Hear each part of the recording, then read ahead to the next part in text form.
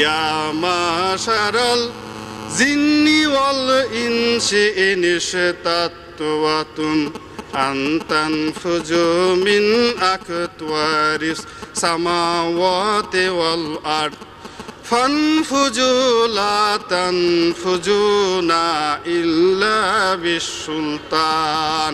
আল্লাহ বলেন, হ্যাঁ দুনিয়ার মানুষেরা এবং জিনেরা, যদি সম্ভব করতে পারো তবে আমার এই হাওতা থেকে বেরিয়ে যাও, কিন্তু আমার এই জমিনে তোমরা ঘূর্ণাক্ষরে অহংকার করো না। কাজেই আজ যারা অহংকার করছে জমিনে, এই বাংলাদেশের স্বাধীন এবং সার্বভৌম রাষ্ট্রের মধ্যে যারা বসবাস করছে, তারা এই দেশে অহংকার করতে পারে না।